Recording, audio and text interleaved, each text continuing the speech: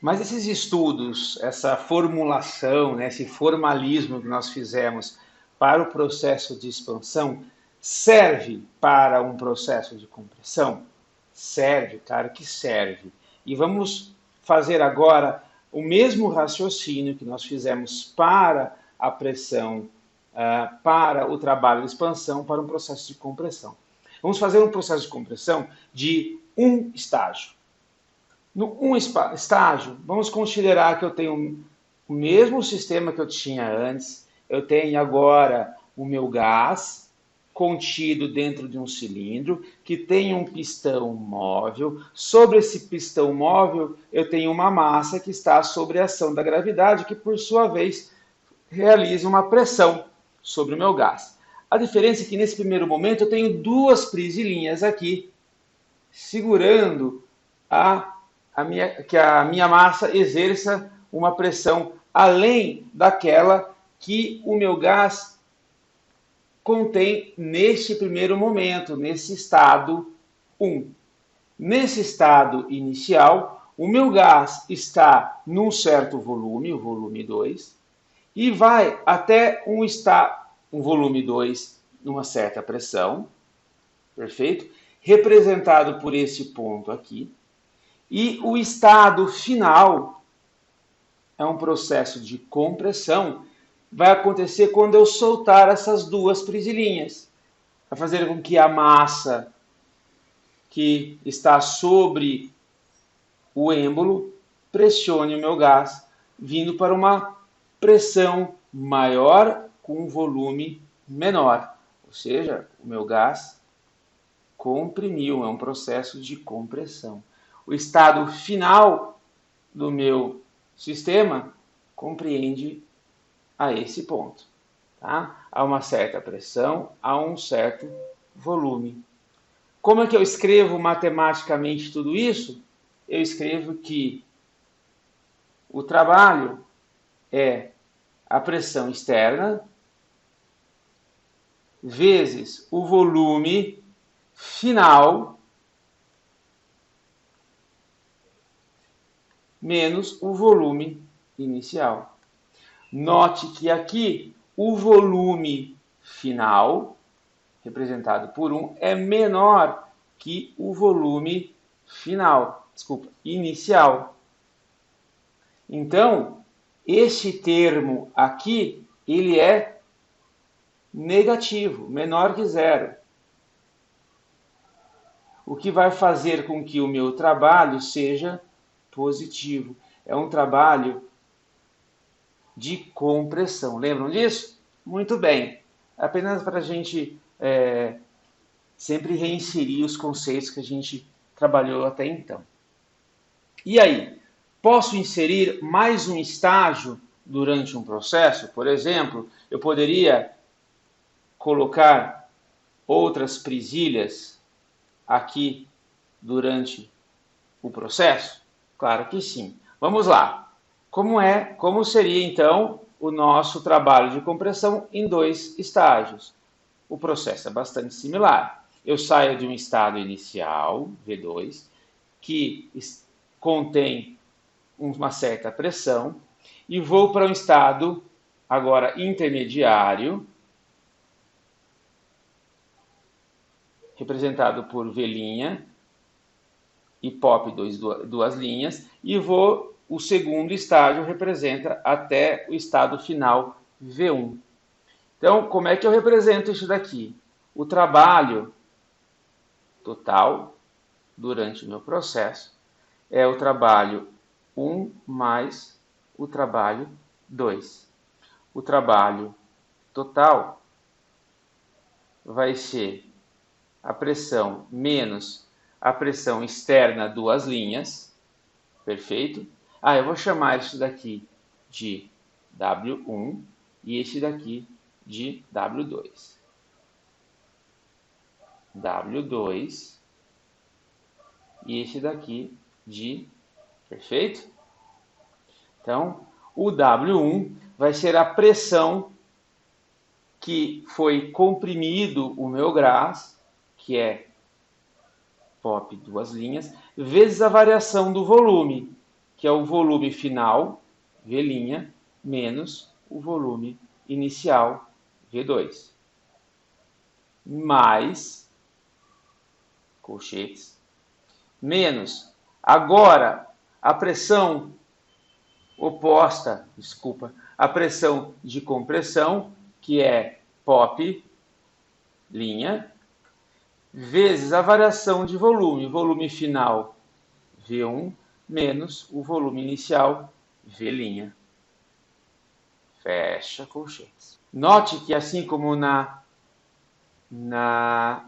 expansão, nós também podemos fazer a avaliação de modo gráfico, a área sobre a curva, tá? Representa o trabalho. E para 3 estágios, como seria? Para 3 estágios também é a mesma coisa. Então, nós temos o trabalho 1, o trabalho 2 e o trabalho 3. O meu gás sai do estado V2 e vai para um estado V1, e durante esse processo ele faz o caminho de 3 estágios, W1, W2 e W3. E como que eu escrevo tudo isso? O W total é o W1 mais W2 mais W3.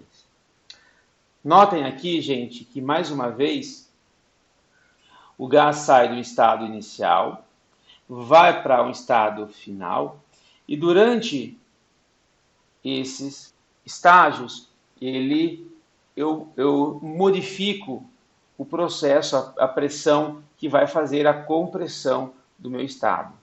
E eu posso fazer isso em quantos estágios?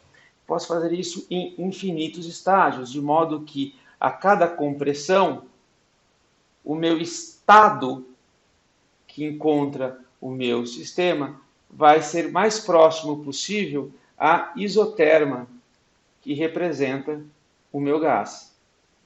A isoterma continua aqui. A isoterma, ela existe como uma representação de uma equação de estado. Uma isoterma de um gás ideal, ela tem a representação de nRT sobre V. Lembram disso? Então, quanto mais estágios eu introduzo num processo de compressão, mais próximo eu trago a área sobre a curva, sobre a área da representação da função de estado de meu gás ideal. E eu queria que vocês pensassem uma coisa: será que as áreas que eu representei aqui até então para a compressão e expansão são as mesmas? E para um processo de compressão de vários estágios, muitos estágios, a ideia é a mesma. Nós temos que o trabalho total, ele é a soma dos trabalhos em cada estágio, W1, W2, W3, quantos estágios houverem. E sabemos que da física que o trabalho é a pressão externa vezes a variação de volume. Num caso onde eu trabalhe entre 2 estágios, entre 1 e 2, essa somatória de cada trabalhinho, nós damos o nome de integral, né, entre o volume 1 e o volume 2, da pressão externa vezes a variação de volume. Essa daqui é a quantidade total de trabalho produzido. Recebido, na verdade. Nós estamos falando no processo de compressão, ele recebeu o trabalho. Então, a integral entre um estado e outro do trabalho é igual ao trabalho. Olha que interessante aqui, pessoal. E aqui é muito importante notar por que eu fiz esse caminho longo para falar sobre trabalho. Primeiro eu falei de expansão, depois eu falei de compressão, porque nós vamos introduzir agora o conceito de reversível e irreversível. Preste atenção aqui nesse resumo do que nós fizemos durante o caminho de compreensão da formulação matemática desse conceito que se chama trabalho. Lembre-se, quando nós fizemos o processo de compressão, este foi o trabalho de um estágio e esse foi o trabalho de expansão de apenas um estágio. Vocês conseguem ver que, embora eu tenha um processo de compressão e expansão, a área sobre a curva é diferente. Então, para eu comprimir o gás de um estado final para um estado inicial, em apenas um estágio, eu tenho que fazer tudo isso aqui de trabalho. Agora, se eu fazer o meu gás se expandir de um estado inicial para um estado final em apenas um estágio, eu consigo realizar isso daqui de trabalho. Conseguem perceber que são trabalhos diferentes de um processo de compressão e expansão? Ou seja, se eu expandir o meu gás em apenas um estágio, eu consigo extrair esse trabalho. Porém, eu não consigo retornar àquele estado inicial, colocando a mesma quantidade de trabalho. Eu tenho que colocar muito mais para conseguir retornar a esse estado. Por isso que eu falo que é um processo irreversível. Irreversível porque se eu vou de V1 a V2 e extraio essa quantidade de trabalho com apenas um estágio, eu não consigo pegar essa mesma quantidade e fazer com que o meu sistema retorne ao seu estado inicial. Eu tenho que colocar mais energia para que ele retorne. Mas olha que interessante. Se eu proceder o meu sistema à expansão em 3 estágios e comprimir em 3 estágios, essa daqui agora é a diferença que eu tenho que dar para forçar o meu estado voltar ao seu estado inicial, de V2 a V1. E quanto mais estágios eu coloco durante o meu caminho, durante o meu processo, mais próximo à reversibilidade eu tenho. O meu processo será reversível se eu conseguir colocar o máximo, o infinito de estágios entre o processo inicial e o processo final. E não vai fazer diferença se o meu estado inicial e o meu estado final.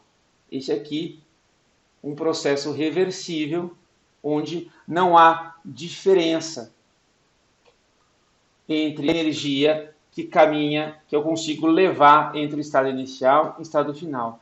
Porém, um processo irreversível depende do caminho que eu faço o meu processo.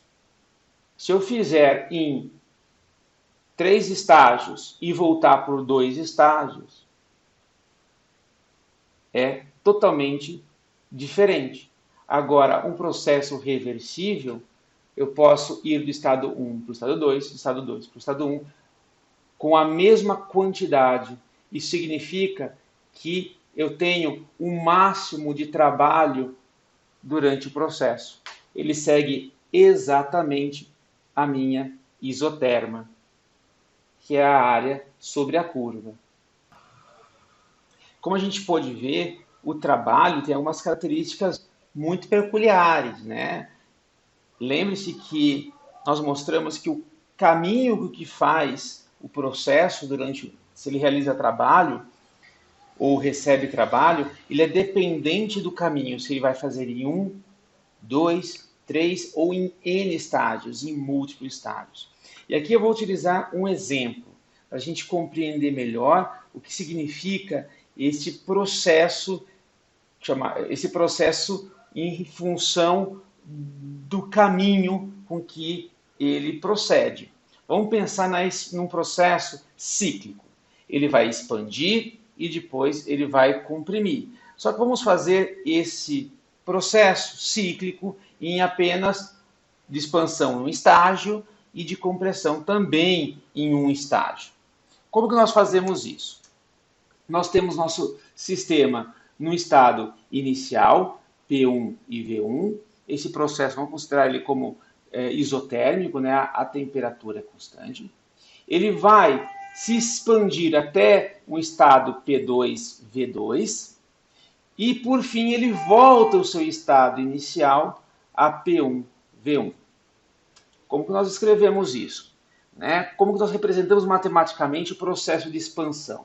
O trabalho de expansão, ele vai ser a pressão com que ele se expandiu até P2, a pressão externa constante até P2, vezes o volume final, V2, menos o volume inicial, V1.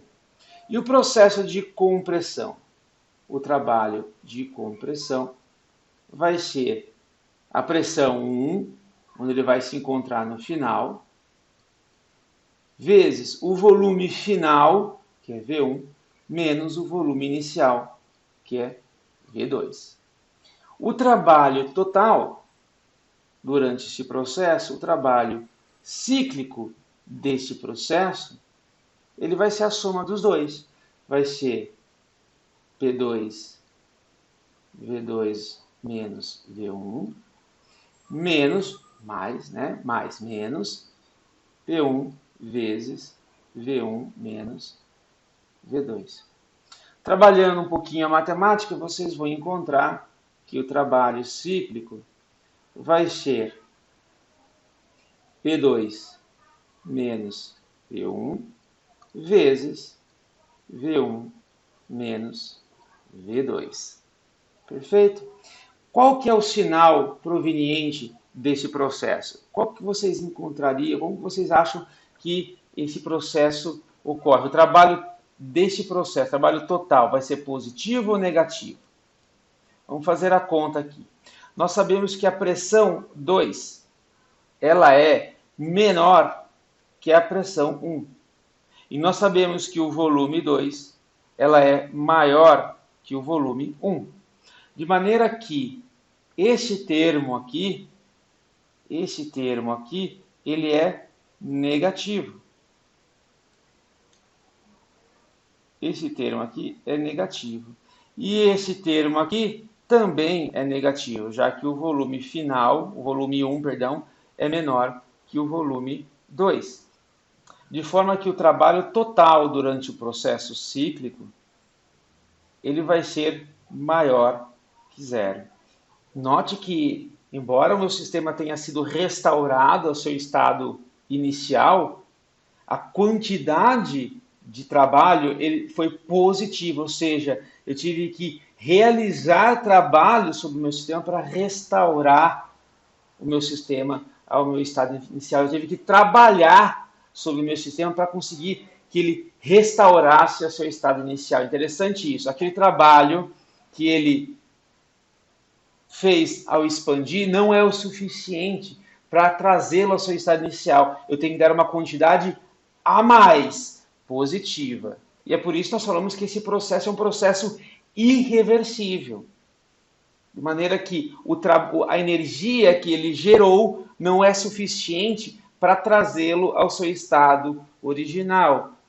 Então, a necessidade de trabalhar ou inserir energia no sistema para trazê-lo, restaurá-lo à sua origem. E se nós fizermos esse mesmo exemplo, onde o estado inicial para um processo cíclico igual, de expansão e compressão, só que o caminho que ele faz vai ser um caminho em múltiplos estados, muitos estágios, entre o estado inicial e o estado final, e ele retornando ao seu estado inicial, no processo cíclico. Como seria isso? Nós poderíamos escrever assim, matematicamente, o trabalho de expansão para um processo cíclico, ele vai ser a somatória, né, a integral, de todas as pequenas variações de pressão, muito pequenininhas, na variação do volume 1 até o volume 2, pegando todas as pressões possíveis e imagináveis e a variação de volume. E o trabalho de compressão vai ser entre V2 e V1, que são os estados finais e inicial para o processo de compressão, pressão vezes a variação de volume. O processo cíclico, ele vai ser a soma dos trabalhos, de todos os trabalhos, o trabalho de expansão e o trabalho de compressão. Nesse caso, o trabalho V1 a V2 e o trabalho menos a integral de V2 a V1 retornando dV. Vemos que então que podemos trabalhar V1 a V2 P dV, trabalhar isso daqui colocando um mais, nós podemos de V1 a V2 só mudando o estado final e o estado inicial para manter o sinal. Este valor final é zero, nulo, zero. Olha que interessante, um processo reversível, cíclico, ele é zero. Um trabalho irreversível, mesmo sendo cíclico, ele é diferente de zero. E é por isso que nós dizemos que processos reversíveis para um trabalho de expansão vai se ter a mesma quantidade algébrica do trabalho de compressão. Ele tem o mesmo caminho.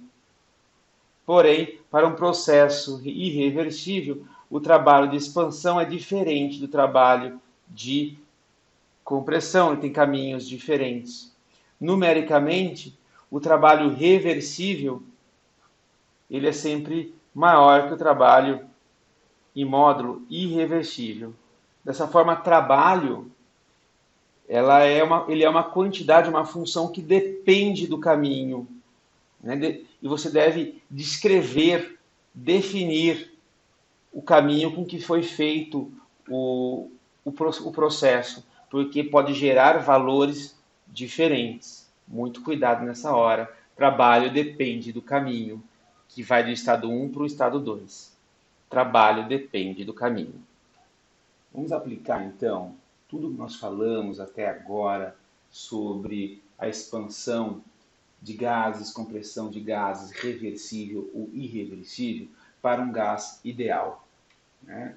Quando a gente fala no processo reversível de um gás ideal, a gente está sempre considerando que a pressão externa exercida é igual à pressão interna que o meu gás possui, né? Dentro do interior do recipiente. Isso aqui acontece para uma mudança para processos reversíveis. Então, o que nós sabemos? Que o trabalho reversível nós escrevemos como a integral de dW entre o intervalo 1 e 2, entre os estados 1 e 2. Nesse caso, um processo de expansão, ele sai de um certo volume e aumenta o volume até V2, nesse caso V1 até V2. E podemos escrever, então, trabalho entre V1 e V2, a pressão do meu sistema vezes a variação de volume. O que nós sabemos da equação de estado de um gás ideal? Nós sabemos que o gás ideal se relaciona com a pressão, se relaciona com o volume. De que maneira? Qual é a equação que descreve esse estado para um processo isotérmico? P, N, RT sobre V. Nessa equação aqui, a composição ela é constante, R é constante e T é constante, já que é um processo isotérmico, correto? Então, o que eu tenho aqui? Eu tenho a equação que me diz, a função que me diz de como P é função de V. E é mais tranquilo agora, eu posso inserir essa equação dentro dessa equação. Então, o trabalho reversível para um gás durante um processo de expansão é menos a integral entre V1 e V2 de nRT V dV. Este termo aqui, ele é constante e pode sair da integral, sem problema nenhum. Então, a solução da integral vai ser nRT, a integral de V1 até V2 de dV sobre V. Lembram da matemática? Que o trabalho reversível vai ser então nRT, a integral de dV de 1 sobre V dV é ln de V entre os intervalos V1 e V2. Então, o trabalho reversível vai ser menos nRT ln de V2 sobre V1. Essa equação é fácil de calcular quando nós temos os valores numéricos para cada um desses termos aqui presente. O valor que se obtém desse cálculo é exatamente a área sobre a curva da equação de estado de um gás ideal para um processo isotérmico. Essa daqui é a equação para PNRT sobre V. Perfeito? Nós podemos transformar esta mesma equação que nós chegamos aqui, essa expressão matemática, em função da pressão. Em vez de termos volume, transformarmos isso em função da pressão. De que maneira? Nós sabemos da lei de Boyle que a pressão se relaciona com o inverso do volume. A pressão ela se relaciona com o inverso do volume por uma constante. Lembram disso?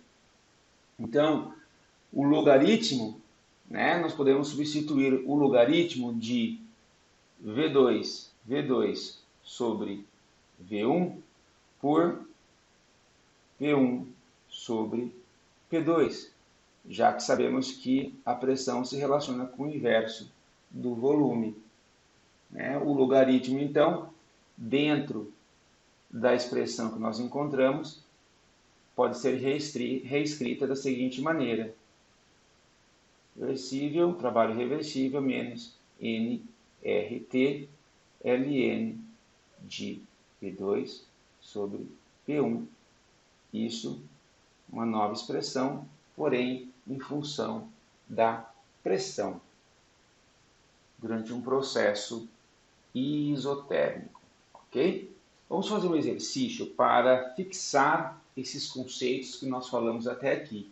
Porém, um exercício não é suficiente para vocês fixarem. Eu quero que vocês reproduzam esses conceitos utilizando outros exercícios, outros exemplos. Nós vamos trabalhar um aqui em específico. Então, vamos considerar um pistão, um cilindro que tem um pistão, e ele contém 1 mol de argônio, 0,1 mol de argônio, num volume de 1 litro, na temperatura de 25 graus Celsius. E 2 experimentos são realizados nesse mesmo sistema. O experimento A, o gás ele é permitido expandir de 1 litro ATM, de 1 litro, contra uma pressão constante de 1 ATM. E o segundo exemplo, o segundo experimento, ele vai permitir que o gás se expanda de forma reversível e isotérmico para o mesmo volume final.